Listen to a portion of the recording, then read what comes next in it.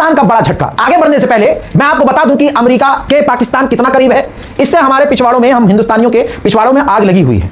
हमारे चूतों में काफी तकलीफ है क्योंकि हमारी विदेश नीति फेल हुई है। पाकिस्तान के ऊपर प्रेशर डाल रहा है कि वो इजराइल को रिकॉग्नाइज करे और अब्राहम अकॉर्ड साइन करे। ये तो पाकिस्तान कभी भी नहीं करेगा साहब, मर जाएगा तो भी नहीं करेगा। अब अब्राहम अकॉर्ड पे आपने जैसे देखा कि जो पाकिस्तान इस वक्त ईरान और अमेरिका के बीच में मीडिएट कर रहा है, उसने जबरदस्त तरीके से इसका विरोध किया।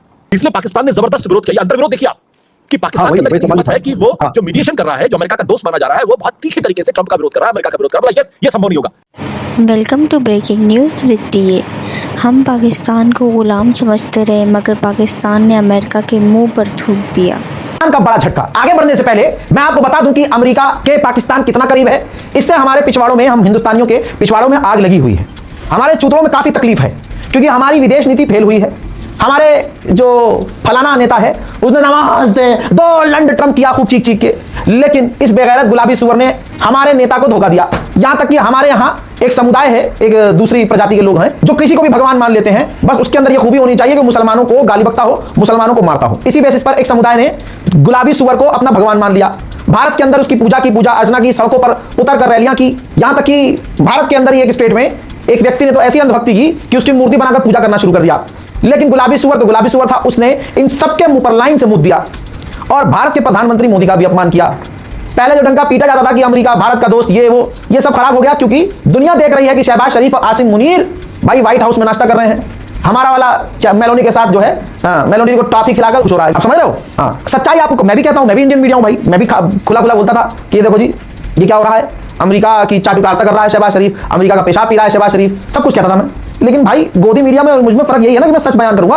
अब आप देखिएगा, गोदी मीडिया ये खबर नहीं दिखाएगा जो मैं आपको बता रहा हूं। ये सवाल नहीं उठाएगा। सुनिए, गुलाबी सुअर ने पाकिस्तान को बिल्कुल अपना करीबी बना लिया। पाकिस्तान क्यों मना करेगा भाई, जब हमारा वाला कल तक पीने को तैयार था, समझ लो। और आज तक इतना डरा हुआ है वो कि ट्रंप का नाम नहीं लेता अपने बयानों में कि ट्रंप कहीं मेरी एप्स्टीन फाइल रिलीज ना कर दे। भाई इजराइल जाकर नाच के आया है नचनिया। ये तमाम दुनिया के सामने बातें हैं, समझो। तो भाई अब मामला ये हुआ कि ट्रंप को ये लगा कि पाकिस्तान तो अपना ही है, तो ट्रंप ने धमकी भरे लहजे में कल कहा था कि तमाम अरब देशों को अब्राहम अकॉर्ड में शामिल होना चाहिए, इंक्लूडिंग पाकिस्तान। पाकिस्तान का भी नाम लिया था और डोनाल्ड ट्रंप ने अपने बाकायदा ट्वीट में इस बात को कहा। ट्रंप को यकीन था कि पाकिस्तान जितना हमारे क्लोज आ चुका है, पाकिस्तान तुरंत या तो कुछ बोलेगा नहीं, सऊदी अरब की तरह गोल बात कर देगा, खिलाफ नहीं बोलेगा, गोल कर देगा। लेकिन नहीं, पाकिस्तान की सरकार ने सरकारी तौर से साफ इनकार कर दिया कि हमारी नीति में ही नहीं है, हमारे खून में ही नहीं है, दिल दिमाग जबान मन तन कहीं है ही नहीं कि हम इजराइल के साथ नॉर्मलाइजेशन कर लें किसी भी हालत में। यानी पाकिस्तान की सरकार ने गुलाबी सुअर के मुंह में मूत दिया। वो अपने मित्र के मुंह में मूतता है गुलाबी सुअर यहां भारत में, और उसको लगता था गुलाबी सुअर को कि शहबाज शरीफ की सरकार, पाकिस्तान की सरकार अब तो मैं जो कहूंगा वो करेगी। लेकिन ऐसा नहीं हुआ। कतर ने मना किया, सऊदी ने मना किया और फिर पाकिस्तान ने साफ इनकार कर दिया कि नहीं मुन्ना, होगे तुम बहुत बड़े राष्ट्रपति और होगे तुम पता नहीं अलान के फलान, लेकिन इजराइल के साथ नॉर्मलाइजेशन पाकिस्तान नहीं करेगा। गोदी मीडिया दिखाएगा आपको ये खबर? नहीं दिखाएगा, क्योंकि गोदी मीडिया और प्रधानमंत्री मोदी, खुद वो मोदी और उन भक्तों का बाप, इजराइल को अपना बाप फादरलैंड बना के आया है। तो ऐसे में आपको क्या लगता है ये खबर चलाई जाएगी कि पाकिस्तान ने मूत दिया ट्रंप के मुंह पर? अल जजीरा का सोर्स लगा रहा हूं, देख लीजिए। नहीं चल सकते साहब, नहीं चल सकते। उनकी अपनी अंदरूनी सिचुएशन जो पॉलिटिक्स है वो बहुत डेलिकेट है वहां पर, और ये कोई इंडिया थोड़ी आप रिकॉग्नाइज कर दोगे। वहां की जो पॉलिटिक्स है, वहां के जो लोग हैं, उनकी सोच अलग है। पाकिस्तान के ऊपर प्रेशर डाल रहा है कि वो इजराइल को रिकॉग्नाइज करे और अब्राहम अकॉर्ड साइन करे। ये तो पाकिस्तान कभी भी नहीं करेगा साहब, मर जाएगा तो भी नहीं करेगा, क्योंकि इजराइलियों के साथ तो उनका जन्मजात की दुश्मनी है। और अगर कहीं सरकार ने इजराइल को रिकॉग्नाइज कर लिया तो उनका तख्ता पलट हो जाएगा वहां पर। पाकिस्तान की जनता नहीं छोड़ेगी उनको। ट्रंप सोचता है कि मुनीर और शहबाज उसके किस्म से गुलाम हैं, तो उसके कहने पे चलेंगे। नहीं चल सकते साहब, नहीं चल सकते। उनकी अपनी अंदरूनी सिचुएशन जो पॉलिटिक्स है वो बहुत डेलिकेट है वहां पर, और ये कोई इंडिया थोड़ी आप रिकॉग्नाइज कर दोगे। वहां की जो पॉलिटिक्स है, वहां के जो लोग हैं, उनकी सोच अलग है। ईरान के ऊपर ठीक है, जो भी चल रहा है, जो डिलेमा इस टाइम चल रहा है, उसमें मारामारी अभी भी शुरू है और कुछ ना कुछ झड़पें हो रही हैं अभी भी हॉर्मुज़ के अंदर, अमेरिका और ईरान के बीच में, और कभी भी वो बड़ा रूप ले सकती हैं, कोई शक वाली बात नहीं है।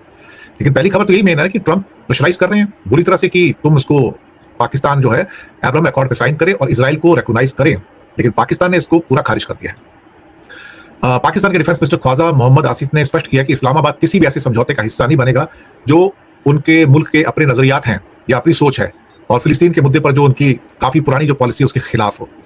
पाकिस्तान की फॉरेन मिनिस्टर का कहना है कि जब तक फिलिस्तीन को एक इंडिपेंडेंट कंट्री का दर्जा नहीं मिलता, इजराइल को रिकॉग्नाइज करने का सवाल नहीं पैदा होता। पाकिस्तान दुनिया का एक ऐसा मुल्क है जिसके पासपोर्ट पे लिखा रहता है कि valid for all nations except Israel, और अब ये बांग्लादेश भी करने जा रहा है कि valid for all nations except Israel. Trump ने केवल पाकिस्तान नहीं बल्कि Saudi, Qatar, Turkey Egypt, Jordan से भी अब्राहम अकॉर्ड में शामिल होने की अपील की है, लेकिन अधिकतर मुस्लिम देश इसके खिलाफ हैं। इवन सऊदी भी इस टाइम खिलाफ है, और सऊदी इस टाइम कोई ऐसा काम नहीं करना चाहेगा जो उसके मुल्क की जनता की फीलिंग के खिलाफ चला जाए। दरअसल सच बात तो यह है कि ये ज्यूज लॉबी का असर है कि कहीं ना कहीं अब्राहम अकॉर्ड को एक्सेप्ट करवाकर गल्फ के लोगों को गुलाम बनाने का एक पूरा का पूरा प्रोसेस स्टार्ट किया जाए। अब मुसीबत यह है कि ट्रंप क्यों चाहते हैं, ट्रंप का क्या इंटरेस्ट है कि अब्राहम अकॉर्ड हो, उनको क्या करना है इसके लिए, उनकी जरूरत क्या है अल्टीमेटली, मुझे नहीं समझ में आता। सिवाय इसके कि उसके ऊपर उनकी अपनी जो जूस लॉबी है, खासतौर से जिसमें जैरेड कुश्नर उनके दामाद भी हैं, और एक होल होस्ट ऑफ सारी की सारी weapon lobby, insurance lobby, medical lobby और बाकी जो इंडस्ट्रियल लॉबी है, सारी की सारी ले दे के पूरे जूस की लॉबी है। सच बात तो ये कि 60 लाख जूस जो अमेरिका में है वो 35 करोड़ क्रिश्चियंस को गुलाम बना के रखते हैं। ये मैं पहले से कहता आया हूं कि अमेरिका एक गुलाम मुल्क है। अमेरिका के 35 करोड़ जो सारे के सारे सो कॉल्ड क्रिश्चियंस, अधिकतर क्रिश्चियंस है वहां पर, वो सारे के सारे 60 लाख जूस के गुलाम है। अमेरिका कोई आजाद मुल्क नहीं है, ये गुलाम मुल्क है। और ये अब्राहम अकॉर्ड मुझे लगता है कि ये तो कोई भी एक्सेप्ट नहीं करेगा, सऊदी भी एक्सेप्ट फिलहाल नहीं करने जा रहा है, और इसमें शामिल होने के लिए जो भी दबाव ऊपर से डाला जा रहा है। लेकिन दुनिया में हर वो चीज जो आप सोचते हो जरूरी नहीं कि वो हो जाए, और पाकिस्तान हो, सऊदी हो, कतर हो, वो ठीक है, उनके छोटे मोटे इजराइल के साथ रिलेशनशिप हैं, यूएई के तो खैर बहुत ही ज्यादा हो गए हैं, लेकिन वो पाकिस्तान जैसा मुल्क या सऊदी जैसा मुल्क इस ढंग से अब्राहम अकॉर्ड साइन कर लें, मुझे ऐसा फिलहाल होता हुआ कहीं भी नजर आ नहीं रहा है। ये बिल्कुल और बिल्कुल सच बात है। ये बात मैं भी ये सोच के चलता हूं कि ये इम्पॉसिबल है कि अगर ऐसा कुछ हो जाता है यहां पर। तो पाकिस्तान दुनिया का एक ऐसा मुल्क है जिसके पासपोर्ट पे लिखा रहता है कि valid for all nations except Israel, और अभी बांग्लादेश भी करने जा रहा है कि valid for all nations except Israel. Trump ने केवल पाकिस्तान नहीं बल्कि सऊदी, कतर, टर्की, इजिप्ट पर दबाव डाला तो इजराइल से दोस्ती का अब्राहम अकॉर्ड साइन करें, लेकिन पाकिस्तान ने ट्रंप को दो टूक जवाब दे दिया कि वो अपनी विचारधारा से समझौता नहीं करेगा। उधर ईरान, दूसरा कतर के अंदर बातचीत, और तीसरा ट्रंप का अब्राहम अकॉर्ड साइन करने के लिए सारे मिडिल ईस्ट के देशों के साथ एक आप क्या कह सकते हैं उसको, वार्ता, ऑनलाइन वार्ता।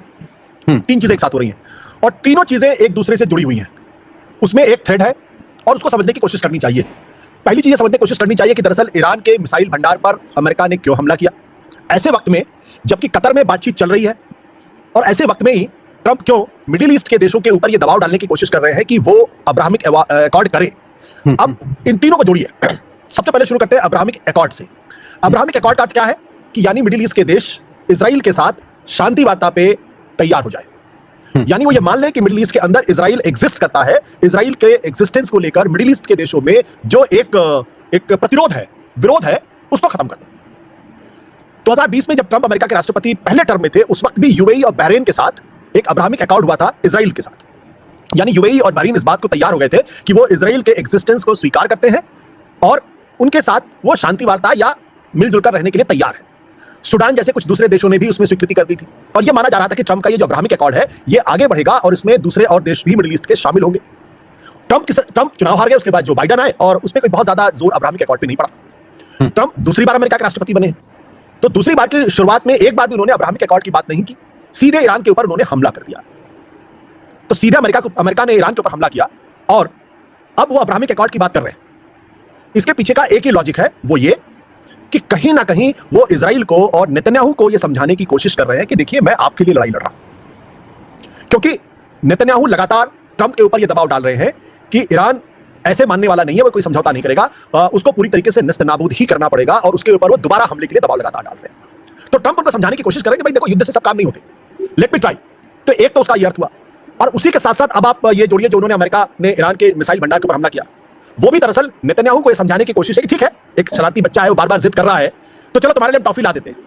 लेकिन इसका मतलब ये नहीं है कि पूरी दुकान लूटने के लिए वो जा रहे हैं। टॉफी लाके उनको दे रहे थे, तुमने कहा था थोड़ा सा मैं तुम्हारे ऊपर तुम्हारी बातों को मान रहा हूं और उनके ऊपर मैंने हमला कर दिया है। तो अब्राहमिक अकॉर्ड, ईरान के ऊपर हमला, ये दोनों एक दूसरे से जुड़े हुए हैं। अब इनके बीच में जो ये मामला आ गया है कतर का, अगर वाकई में ट्रंप की इच्छा होती कि वो ईरान के ऊपर पूरी तरीके से हमला कर देते, तब वो कतर के अंदर क्यों बातचीत कर रहे होते? बाकायदा वहां फॉर्मूले पे चर्चा हो रही है दोनों देश के, और ये समझौते की कोशिश की जा रही है, और समझौता निकलेगा इसमें। युद्ध दोबारा शुरू नहीं होगा, ये मैं आज से 1 महीना पहले भी कह चुका हूं, फिर भी मैं इस बात को दोहराऊं।